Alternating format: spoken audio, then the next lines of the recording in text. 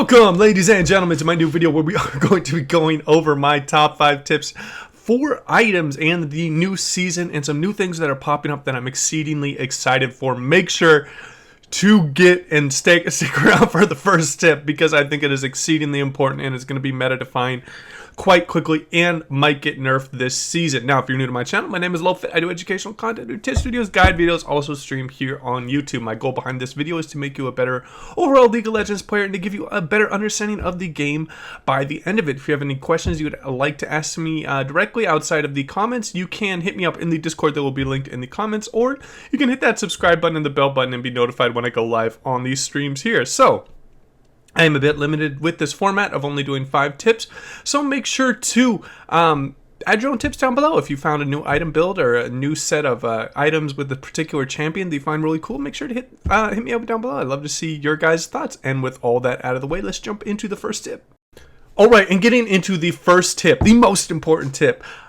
I am a huge proponent of the GLP. I think it is vastly superior to the Luden in several different ways, and I think that you do not need to bring the Glacial Augment with it to get a very hyper effective item. As you can see here, a lot of pros are starting to pick up the GLP in a lot of different situations when they are playing Orianna. It's a little bit of a newer thing, and this is starting to spread across the region, so make sure that you get a lot of games in with this before they start nerfing GLP, because it is in a really good spot. You could be saying, LowFit, that's just Orianna. Orianna's the only one that wants to build GLP so she lands more ults. But we can go to a different type of mage. It's completely different than Orianna. We could do something like Syndra, is a bit of a more of a mid-game powerhouse. You are still seeing quite a few people building GLP. It is just more of an effective item in my opinion. As you can see with the two comparisons here, it is the combined cost of 2,800 for the Hextech GLP, 3,200 for the Ludens. Now, next up, the cooldown reduction is the exact same. The amount of mana is the exact same. You get a 20% AP ratio out of the GLP in a scaling type of format of 1 to 200. It is flat for the Luden's Echo of 100 and only a 10% AP scaling. So things like Vigar, you can start doing like a half of a squishy's AP, or half of a squishy's HP bar by just throwing out a Hextech GLP in the late game when you are just really fed. Next thing I want to talk about is the build path is so nice. You're not going to have a really uncomfortable back where you need to get a Blasty wand, but you don't have that 850. There are all these little 400 little power spikes that you can get with it. Also, having a Hextech revolver is actually pretty effective in the early laning phase to get a little bit of extra damage on the enemy. I really think that you should start looking to pick up GLP as opposed to Ludens. Now you could say, hey, I can't hit people with the GLP when they are behind minions. True, you can hit Ludens from farther away with something like maybe a Xerath Q. You're not going to be able to hit them with maybe a Xerath ult. You're going to be able to proc your Ludens on that, but you're not going to be able to hit them with the GLP. There are those situations where it is better. But with the GLP, it provides a huge slow that goes over 2 seconds that decays. So it's a 65% slow. And what this really does and what it really provides is it allows you to hit more of your skill shots, which can be so invaluable to a lot of these control mages that are looking to pick up Luden. So next time you are playing a mage, please try out the GLP. I think it is just a far superior item. It is more gold effective. It has a better on use, and it can be exceedingly strong. Particularly if you get an Ingenious Hunter, you're able to proc the GLP twice in a team fight. And that will wrap up my tip number 1 for the item.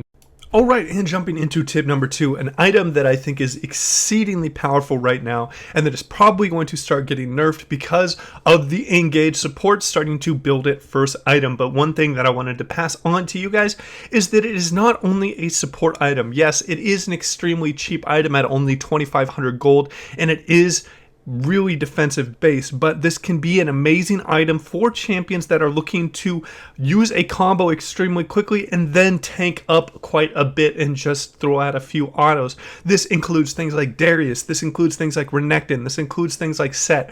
People that have really high base HPs and that build a bit of HP get a lot out of Gargoyle Stoneplate, and they're able to, Darius is able to get up all of his stacks. Set already gets, he's going to be able to have a bigger amount of stagger, and he's also doing true damage anyways when he goes down the line. So Gargoyle Stoneplate is an amazing item on Set.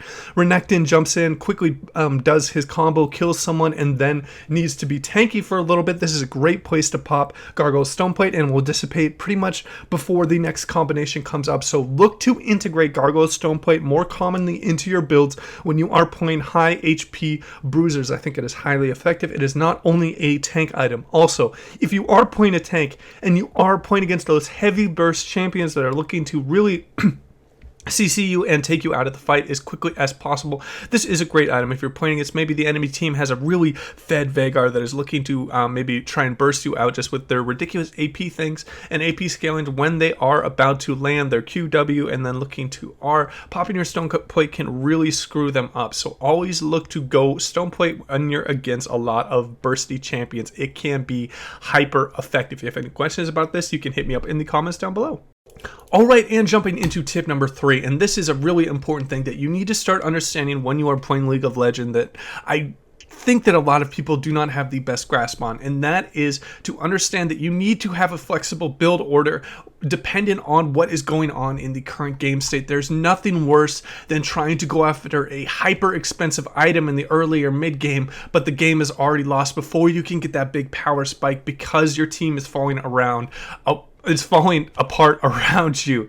Now, a pretty good example for this is if I'm doing really well, I'm pretty far ahead on Urgot, I would do something like a Death's Dance. I would go hyper aggressive. Maybe I get even a little bit of a lethality item. I get Frozen Mallet. I get Guardian Angel to protect from a little bit of burst coming out of the enemies. But conversely, if I'm doing rather poorly and say I have an ADC that's like popping off, he's 4-0, he's 5-0, I would look at things like, what does my team really need? My team needs engage. My team needs a tanky champion. My team needs a bit more of a frontline. I would go into a hyper defensive build depending on what my team needs. So every single time before you are, or maybe you're in your back animation, check out what your team is. Who is doing exceedingly well? What are your expectations? Does your team like engage? Does your team lack a tanky person? Does your team lack just a hyper aggressive damage dealer where you can just start building a bunch of AD?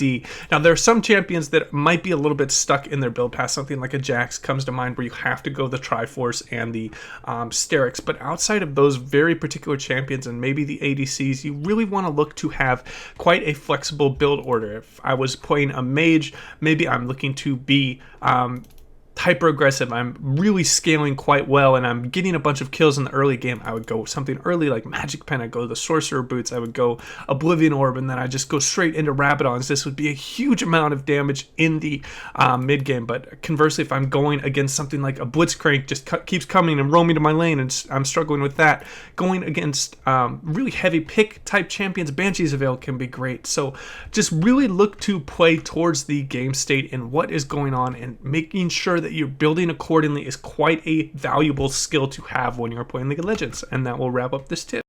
All right, and jumping into tip number 4, I want to talk about something that is really important in this season's meta, and that is the importance of objectives and dragon fights. These are going to be quite common as the Dragon Soul is so exceedingly powerful. On top of the Rift Heralds giving you those all that plate gold is rather important in the early and mid game. So how this relates to items is making sure that you have as much power as possible when you are going into those fights, making sure that you are watching the timings on everything and getting a good back before that. The last thing you'd want is to have 1600 gold sitting in your inventory, but you have 10 seconds before the dragon spawns and there's going to be a big fight over there and you have to go over there. Make sure that you are watching these timers and going back and getting as much power as possible. Now, there are a few items that are exceedingly powerful in one-time uses that are going to be hyper effective in these fights that can really make a huge difference and be a lot more effective than things that are a lot more expensive. Maybe something like a needlessly large rod isn't going to be as effective as a stopwatch against assassins in those mid-game team fights and what is going on. So always make sure that you're looking to buy as much power before these big team fights. Also, elixirs are exceedingly strong items